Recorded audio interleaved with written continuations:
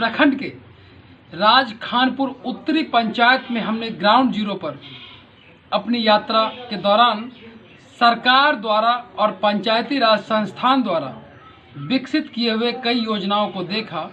Ground zero पर हमें उन सारी योजनाओं में व्याप्त भ्रष्टाचार और एक संगठित लूट दिखाई दिया। ग्राउंड जीरो के बाद कुछ सामाजिक कार्यकर्ताओं से मिले। उसी दौरान वहां हमारी मुलाकात एक सामाजिक कार्यकर्ता जो पिछले 20 सालों से समथिंग बैक टू सोसाइटी के उद्देश्य से सामाजिक जीवन जी रहे हैं, अरुण कुमार सिंह जी से मुलाकात हुई। हमने अरुण कुमार सिंह जी से जानना चाहा कि अरुण कुमार सिंह जी, आपके जैसे लोग होने के बाद भी अगर आपके पंचायत में इस तरह से व्याप्त भ्रष्टाचार है तो क्या सामाजिक कार्यकर्ता की भूमिका ही काफ़ी है? इस बात पर अरुण कुमार सिंह जी से हमारी बात हुई। आपसे मुलाकात होगी, ये अपने विचारों से अवगत कराएंगे। सबसे पहले आपका कार्यक्रम में स्वागत है। जी धन्यवाद। आप राजनीति में आने का फैसला कैसे लिए और आपको कैसे लगा कि अब राजनीति में आना ही पड़ेगा? सामाजिक कार्यकर्ता की जिम्मेदारी बहुत हो चुकी है और सामाजिक कार्यकर्ता से हम अपने लोगों के विकास में उनका योगदान नहीं दे पाएंगे, इसलिए आपने राजनीति को क्यों चुना? जी देखिए, सबसे पहले मैं 2001 में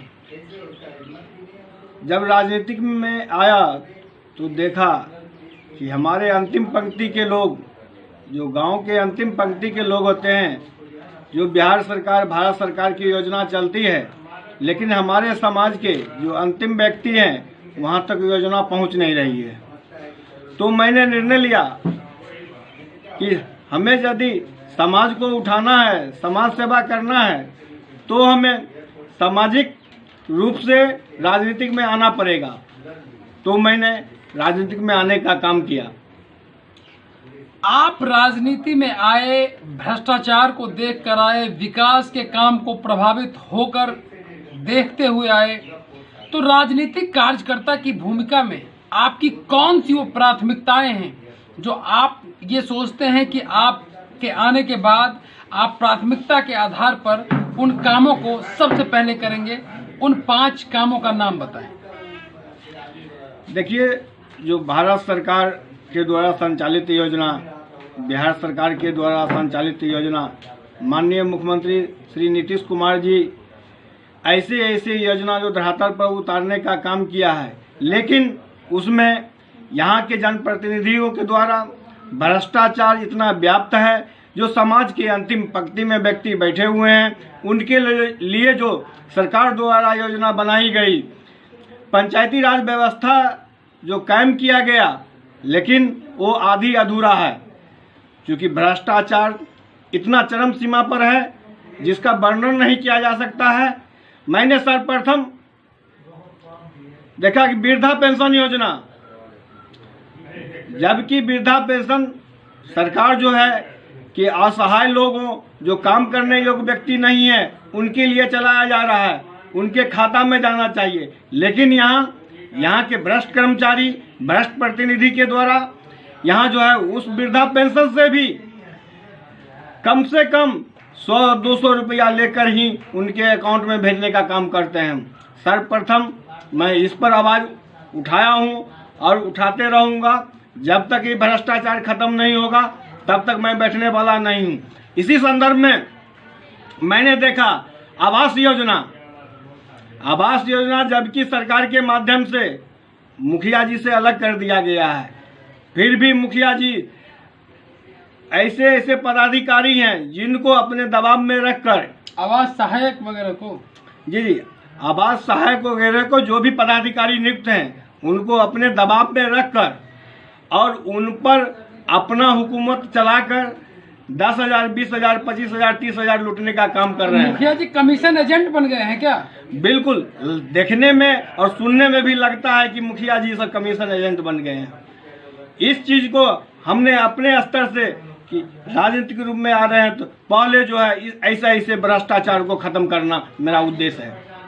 भ्रष्टाचार को आप अपने कार्य पद्धति से कैसे खत्म करेंगे? आप कौन से कार्य पद्धति को अपनाएंगे जिससे भ्रष्टाचार खत्म हो जाएगा आपके पंचायत में? यदि मैं जनता के माध्यम से चुन के आता हूं तो सर्वप्रथम मैं कोई चोरी छुपे काम नहीं करूंगा। जनता के बीच जनता दरबार लगा करके उसमें उस पदाधिकारी को बैठा करके उस जनता के दरबार में आवास योजना हो, वृद्धा पेंशन योजना हो, बंटवाने का काम करूंगा। क्योंकि वो पदाधिकारी को हिम्मत नहीं होगा कि जनता के दरबार में हमें 1 रुपया मांग सके। मैं चोरी छिपी कुछ ऐसा काम नहीं करूंगा जहां भ्रष्टाचार हो। आम सभा पंचायत में हो रहा है? आपके पंचायत में आम सभा रेगुलर होता है या नहीं होता है?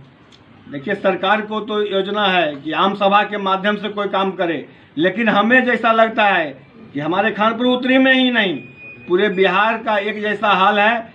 कहीं आम सभा नहीं होती है, सिर्फ कागज पर आम सभा दिखाया जाता है, दर्शाया जाता है, कहीं आम सभा नहीं होती है।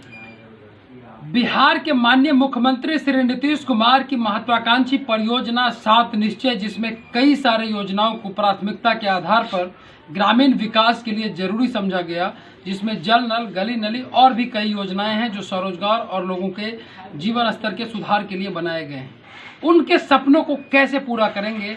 एक जदयू कार्यकर्ता होने की हैसियत से, एक सामाजिक कार्यकर्ता होने की हैसियत से, एक राजनीतिक कार्यकर्ता होने की हैसियत से, एक अच्छे विजनरी सीएम के नेतृत्व में कैसे उनके सपनों को साकार करेंगे?